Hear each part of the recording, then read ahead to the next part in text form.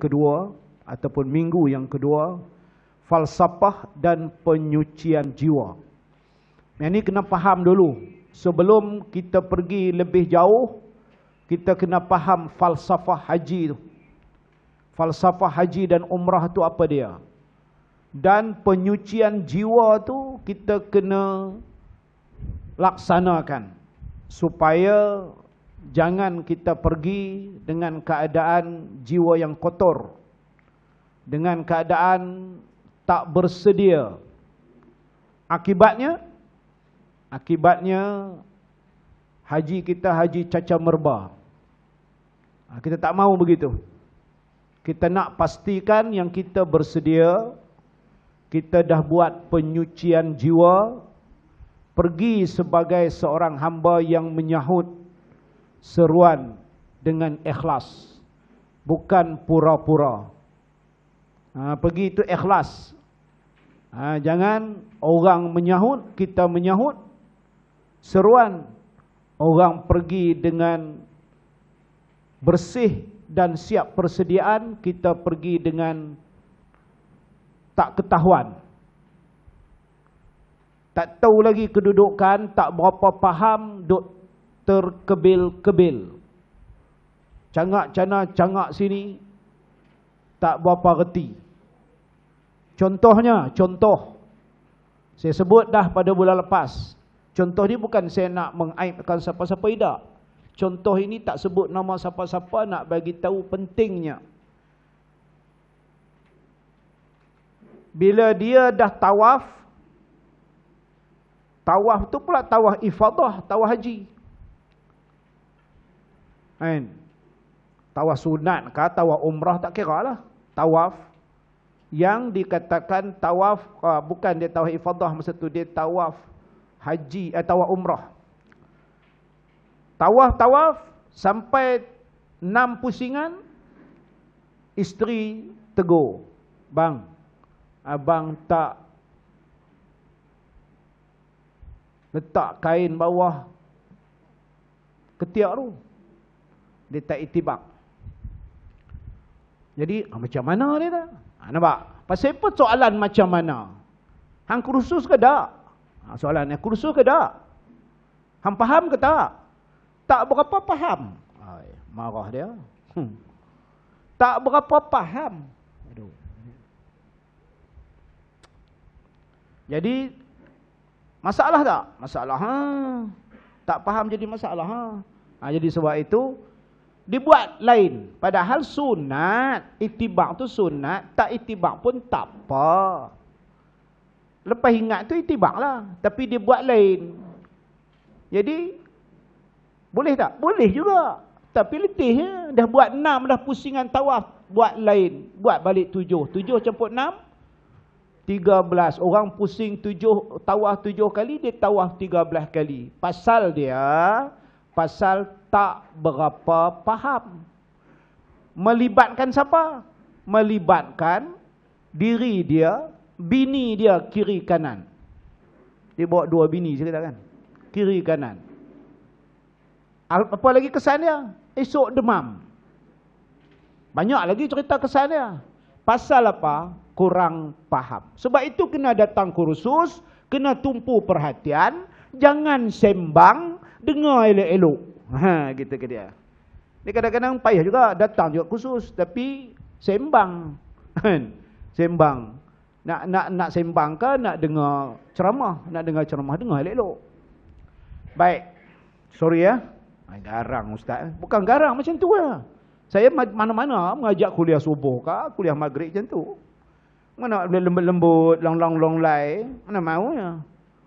Tak berjalan pula dah. Okay. Kita talbiah dulu sebagai membiasakan diri menyahut seruan Allah. Labbaik Allahumma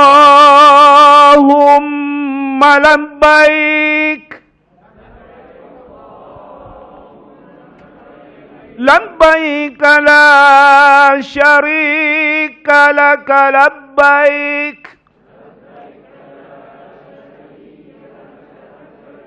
Innal hamda wan ni'mata laka wal mulk la syarika lak. Labbaik Allahumma labbaik.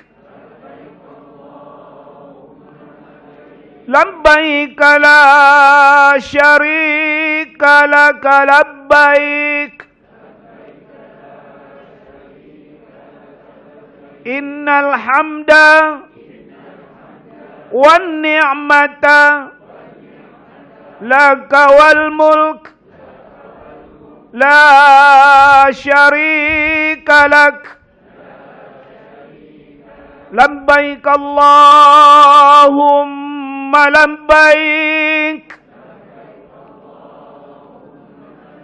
Labbaik la syarika lak labbaik. Innal hamda wan ni'mata laka wal mulk la syarika lak. Tuan-tuan akan menyahut seruan Allah dengan lafaz seperti yang tuan-tuan sebut tadi. Bila mana? Selepas tuan-tuan telah berniat ihram di miqat. Mula. Sampai mana? Sampai tuan-tuan berada di mutaf. Iaitu sampai di tempat tawaf, tuan-tuan berhenti. Bila tuan-tuan buat haji pula, bermula daripada hotel setelah tuan-tuan berniat atau dalam bas, tuan-tuan berniat sampai tuan-tuan melontar di Jamratul Aqabah. Itu kedudukan, kena faham tu. Jadi bila nak buat tu, nanti ya tuan-tuan sampai Mekah soal. Kan? Daripada miqat. Bila? Nanti ya, waktu pergi Mekah. Saya insya-Allah lah 20 hari bulan 12 atau 21 nanti saya akan bertalbiah lah.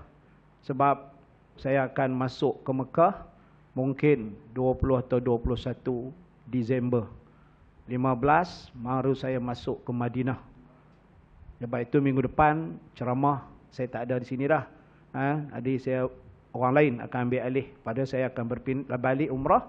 Saya tak adalah jumpa tuan-tuan. Mungkin kita jumpa pada kursus perdana di yang akhir nantilah. Dan saya akan diminta untuk ceramah di tempat lain pula. Besok pagi di Teluk Intan. Lepas balik umrah, saya akan berpindah ke Batu Gajah pula. Maknanya tuan-tuan akan mendapat ustaz baru yang lebih hebat lagi. Okey. Baik, tuan-tuan, kita akan kursus pada pagi ini. Objektifnya kita cuba memahami hikmah dan falsafah haji. Kemudian syarat wajib haji dan umrah. Kemudian pengenalan haji dan umrah kita nak kena kenal betul. Kemudian adab sebelum menunaikan haji. Adab ketika di sana dan adab selepas menunaikan haji. Kemudian sifat terpuji dan sifat tercela kita kena tahu. Supaya kita meninggalkan sifat tercela dan melaksanakan sifat terpuji. Itu dia kandungan banyak tuan-tuan. 13. InsyaAllah saya kalau ikut masa diperuntukkan memang 40 lebih slide pada pagi ini. Saya tak boleh habis dalam masa 2 jam. Bagi saya kalau 40 lebih tu saya perlukan 4 jam. Tapi saya cuba ringkaskan mana yang tak perlu saya huraikan. Talbiah, lafaz dan makna.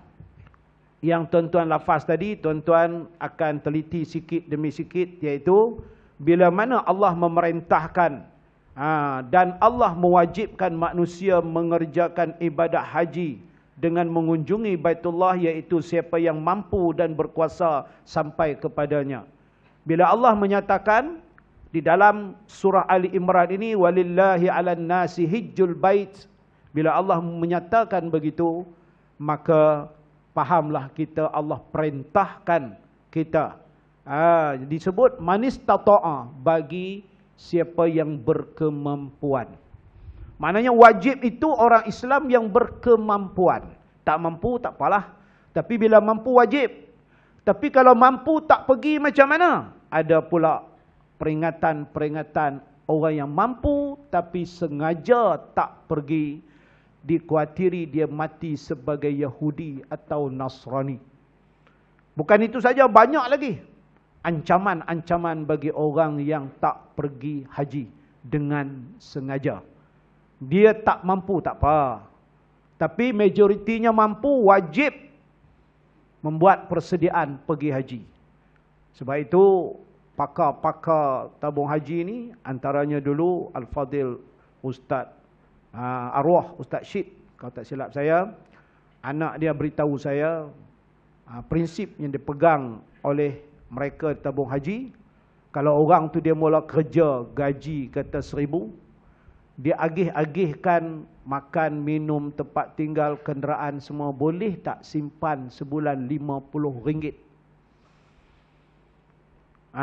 Kalau boleh, dia wajib dah mula menyimpan, berazam untuk pergi haji. Tapi ada orang dia tak peduli, udah pencen dia kata baru nak pergi haji. Dia pasti ke dia mati lepas pencen? Berapa ramai orang mati sebelum pencen? Jadi sebab itu kita takut, maka kita wajib bersedia. Sebab itu ramai orang pergi haji, nak pergi muda-muda semua apa? Sebab dia faham tentang walillahi 'alan nasi hijjul baiti. Yang katakan tadi, Allah mewajibkan. Bila Allah wajib tu Nabi. Jadi bila pergi sampai sana, maka bila Allah mewajibkan, maka kita pun menyahut seruan Allah seperti yang kita lafazkan tadi. Kemudian Allah menjawab. Tengok di bawah tu apa? Seruan kamu diterima dan bahagialah kamu. Bekalan kamu itu halal. Kenderaan kamu halal. Haji kamu haji mabrur. Tidak ditolak. Tengok jawapan Allah. Tapi jika dia pergi dengan tidak ikhlas, maka apa tu? Tidak diterima seruanmu itu. Dia pun duk melaung. Labbaik Allahumma labbaik. Tak diterima, kata Allah. Terima apa? Duit kamu duit haram. Jadi sebab itu kena jaga jangan duit haram. Ini duit haram. Jadi tak boleh. Perbelanjaan kamu haram dan haji kamu ditolak. Tidak ada pahala dan tidak ada ganjaran bagimu. Jadi Allah bagi tahu, Allah tu lebih hampir dekat dan jelas dengan kita daripada awak leher kita sendiri. Jadi kita kena faham kedudukan. Okey. Jadi hikmah dan falsafah haji kita tengok pada pagi ini tuan-tuan. Baik, pertama sekali, haji ini memerlukan pengorbanan. Haji memerlukan pengorbanan. Jadi orang yang nak pergi haji ni dia kena banyak berkorban. Mulai daripada dia berniat, dia kena dah bersedia berkorban. Datang kursus ni sebagai tanda dia berkorban. Meluangkan masa, sepatutnya dia nak pergi pasar ni. Ataupun dia nak pergi kenuri. Tapi dia datang dulu kursus haji. Kalau ikut malas ni. Tapi datang juga. Sebab apa? Sebab nak faham bagaimana pelaksanaan haji yang betul. Itu dia nak faham tu. Dia nak faham, sebab itu dia datang. Kursus haji. Jadi sebab itu dia kata pengorbanan. Banyak lagi kalau kita sebut pengorbanan. Yang kedua, dia faham bahawa dia nak pengampunan daripada dosa. Sebab orang yang mengerjakan haji, dapat haji mabrur, insya-Allah dia bersih seperti kanak-kanak yang baru dilahirkan. Allahu Akbar.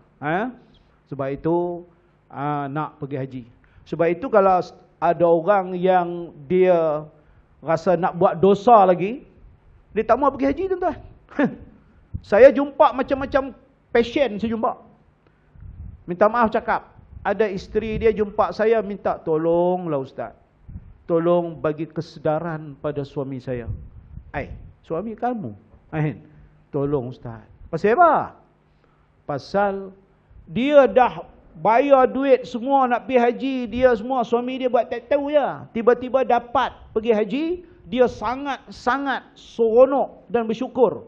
Si suami ni memang daripada dulu tak nak pergi haji. Saya tanya dia, puan, mesti ada faktor luaran yang mengganggu suami puan supaya jangan pergi haji. Betul Ustaz. Ada faktor luaran. Apa faktor dia? Kawan-kawan adik-beradik dia kata kat dia apa? Hang pi haji. Cuish. Hang bukan baik sangat. Bukan kami tak tahu isu hang pi haji, hang balik bukan boleh buat ikut kami macam kami dah buat dosa. Dia duk bayang. Dia seolah dia nak buat dosa lagi. Tapi kalau dia pi haji habislah. Nampak? Sebab itu kita pergi dengan pengampunan dosa, jangan berazam balik nak buat dosa lagi. Jadi dia tadi seolah tak bersedia. Isteri dia sedih. Isteri dia tak, suami dia jadi baik. Isteri dia sanggup bayar semua. Macam-macam saya jumpa tuan-tuan. Ada orang pergi haji, bini tak mau pergi. Kesian. Suami dia kata, Ustaz susah Ustaz. Bini saya tak mau pergi haji. Umur berapa? Suami dah pencen. Isteri dia tak kerja. Isteri dia bayar, suami bayar semua. Tapi bini tak mau pergi haji. Macam-macam manusia ni tuan-tuan. Kita tak tahu, dia kata kenapa Ustaz? Mana saya nak tahu? Tu Allah yang mengetahui segala-galanya. Jadi susah tak? Susah. Jadi kedudukan tuan-tuan. Maka pengampunan dosa, dia kena faham konsep. Yang ketiga sebagai persamaan. Setengah orang tak boleh terima. Pasal apa? Pergi haji itu nanti dia akan pakai pakaian ihram. Jadi sama semua. Dia bos. Dia bos. Dia bangga angkuh dengan jawatan dia. Jadi dia nak orang hormat dia juga di sana. Dia kata kalau pakai ihram, esok siapa nak hormat aku di sana? Lah. Jawatan yang sementara, yang sekejap, itu adalah daripada Allah. Bila Allah panggil pergi sana, Allah suruh hang sama dengan orang lain, hang tak boleh terima. Pasal apa hang sombong sangat sampai teratur? Pasal apa dia jadi lagu tu? Saya punya jawapan senang, minta maaf. Pasal dia bodoh. Kasar no. Tuan-tuan tak apalah. Saya kuliah saya kata gitu ya, saya cakap lah kan. Depa kau boleh ustaz jangan cakap tu kasar Ustaz. Cakaplah dia tak tahu. Tak boleh. Saya biasa cakap itu dah. Sama lah. Tak tahu, jahil, bodoh, sama lah. Tapi dia tak boleh terima. Pasal dia angkuh. Takabur. Sama yang bisa dah. Kita ni semua sama mati. Awak mati lebih lah. Siapa mati pakai bubuh pangkat letak di dekat-dekat keranda dia pangkat ni. Saya sama sebut lah pangkat apa. Tak ada dah. Hang beranak, keluar, telanjang. Hang mati, lebih sikit, pakai kain kapan. Itu ya. Itu tanda dalam kubur. Pangkat apa semua tak tepi, terajang. Gaji besar mana pun, tak ada apa dah.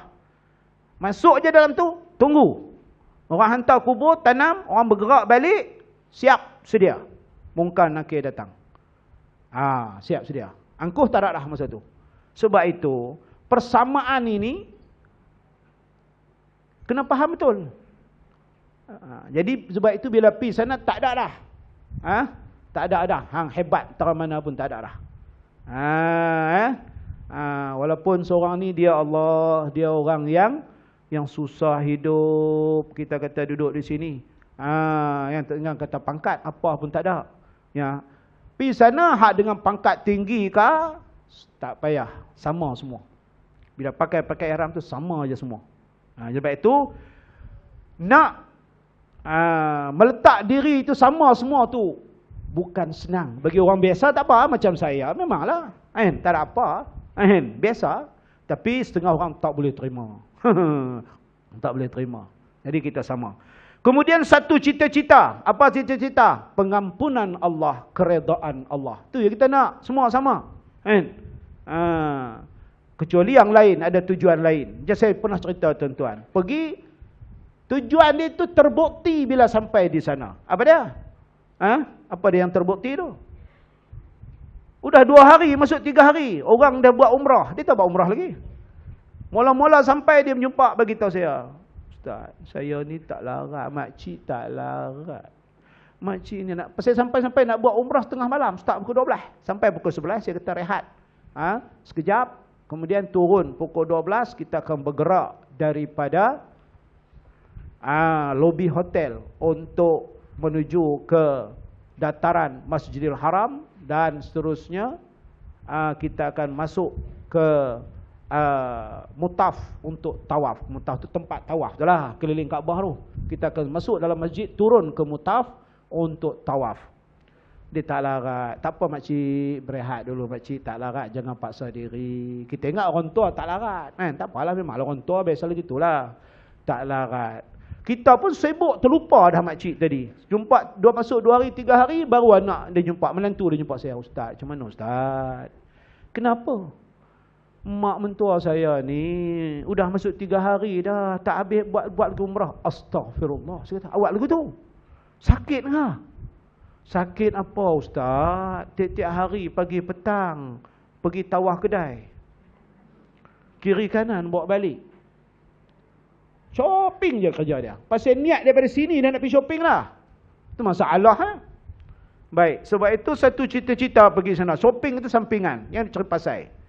Yang kelima, sabar dan tabah. Oi, banyak cobaan, dugaan. Saya dah bagi tahu dah sebelum ni kan, minggu lepas. Tuan-tuan di sana diuji kesabaran. Berapa ramai orang bergaduh dalam bilik. Dalam bilik duduk 5 atau 6 orang satu bilik. Yang pergi dengan tabung haji, bukan package. Mana muasasah biasa, dia pergi satu bilik 4 orang, 5 atau 6. Kecuali kalau dia pergi ikut package 80,000, 120,000. Itu lain sikit lah. Lain pun apa beza dia. Masa kita di Mina, dia dapat tilam terbaik tu ya, saya tengok. Saya duduk round tengok, lebih beza. Dia dapat tilam terbaik tu. Kemudian dalam kemah dia ada pasang aircon yang apa macam kipas angin punya aircon tu. Dia boleh lebih sikit lah. Padan lah. Orang lain pergi 12,000, dia pergi 80,000. Kan? Macam-macam. Hak yang 150,000 di Mina, dia duduk hotel. Ada tempat tu, itu untuk apa dia? Itu menteri-menteri, saya dengar cerita. Orang-orang yang tertentu, lain. Tak apalah. Kan? Tapi kalau setakat pergi biasa, muasasah biasa, kita kena menghadapi segala kesusahan. Tuan-tuan bayang, saya masuk kemah di Mina, saya letak beg saya tengok tu dia. Kan? Maknanya saya boleh bayang saya akan baring, saya nak mengeliat sebelah kanan nak pusing tak boleh, sebelah kiri tak boleh. Baring tempat tu ya. Baring, sebelah ni orang, sebelah ni orang. Uish, saya kata, tak apa. Bila masuk, tiba-tiba satu kemah tu 10 orang. Tiba-tiba masuk lagi orang yang ke-10, tak ada tempat. Di tengah tu ada satu lubang kabel elektrik dalam kemah saya. Allah. Sedangkan 4 hari lepas saya dah datang, saya pantau dah semua. Saya dibawa sebab sahabat tabung haji ni, kami pantau dulu. Okey, 3 hari lagi jemaah akan sampai, kami pergi dulu untuk tengok, semak, cek dan sebagainya. Kemudian tiba-tiba hari yang sampai tu saya bantu-bantu mereka tengok. Maka saya kata, Pakcik tak ada tempat lah. Dia pun cangak. Saya kata, Pakcik mai, saya angkat beg saya mau. Pakcik duduk tempat saya. Han duduk mana? Saya ambil beg saya letak di luar kemah. Ya Allah. Saya kata, ya Allah, aku tidur luar kemah pun aku tak apa tempat di bumimu ni, ya Allah. Aku datang nak mengabdikan diri kepadamu. Aku rela tidur di luar kemah pun tak apa. Allahu Akbar. Tuan-tuan, biar saya uruskan orang semua. Tapi akhirnya, malah nak cerita biar-biaran, kita panjang, ada tempat untuk saya. Allahu Akbar. Di mana? Ustaz, kata pengurus tabung haji, Ustaz, ni surau daripada pabak surau. Ustaz letak beg salah surau, Ustaz jaga surau. Daripada tempat tidur yang sempit, aku bagi ke orang biar aku duduk di luar. Allah letak aku di dalam surau aku seorang yang besar tu. Allahu Akbar. Tak tunjuk kat tuan-tuan, kita tolong orang, Allah tolong kita. Tuan-tuan, tuan-tuan ingatlah macam tu tuan-tuan. Kita rasa susah sikit, kita tolong orang, Allah ganti. Saya kata, ya Allah, di bumi Arafah ini kau tunjuk kebesaran kau kepada aku. Tuan-tuan, saya jaga surau. Saya jaga surau, saya tidur di situ. Tapi terkejut juga saya. Malam tu saya tidur, tiba-tiba saya bangun, Allahu Akbar. Saya duduk, orang semayang semua menghadap saya. Aku jadi mayat, aku bangun, Allahu Akbar. Ya Allah, aku belum mayat lagi. Tak kena mayat dah. Saya mau bangun duduk tepi. Kan? Saya pun semayang, bangun semayang. Kemudian saya mengantuk, saya pergi belakang surau. Saya baring nak tidur, nyamuk banyak. Saya kata bagilah saya tidur sekejap. Pukul 12 nanti, gerak saya bangun, saya nak semayang. Terus seekor pun tak ada nyamuk. Saya tidur. Belakang surau tu, orang ramai semua. Saya tidur. Pukul 12 cukup, saya dengar. Bangun. Saya tengok jam, tepat pukul 12. Nyamuk tolong gerak saya. Allahu Akbar. Allahu Akbar. Makhluk Allah yang bernama nyamuk tolong kejutkan saya. Saya bangun. Boleh saya beribadat. Tuan-tuan, banyak lagi kalau saya nak cerita kepada tuan-tuan. Tuan-tuan pergi ikhlas lillahi ta'ala. Allah tunjuk kebesaran dia. Sebab itu bayangan kita nanti di padang mahsyar. Bayangan kita akan berada di padang mahsyar. Sebab itu kita kena berhadapan, susah payah kita hadapi dengan tenang. InsyaAllah. Tuan-tuan tengok tandas. Allah, tandas berapa ni? 1000 ni. Tandas berapa beratok? Tapi kalau tuan-tuan duk baca Rabbi Yassir wa la tu'assir. Rabbi Yassir wa... Mudah ya. Time tuan-tuan nak buang air, orang tak ramai. Time ramai tuan-tuan tak ada rasa nak buang air. Allah atur perjalanan kita itu, memang selesa. Tapi tuan-tuan pegang kuat. Gantung diri tuan-tuan semua kepada Allah. InsyaAllah. Tak payah duk takut, tak payah duk risau. Ramai orang menangis tuan-tuan bila tengok tandas ada 6 orang 1000. Nanti aku nak pergi tandas macam mana? Ramai tuan-tuan orang menangis. Kan? Mak saya, dia nak balik ke Mekah. Dia tengok tandas, Allahu Akbar. Dia dah risau. Kan? Nah, tapi pujuk-pujuk dia tak apa. Boleh. Tak ada masalah. Pasal apa? Pasal kita banyak terlupa bergantung kepada Allah.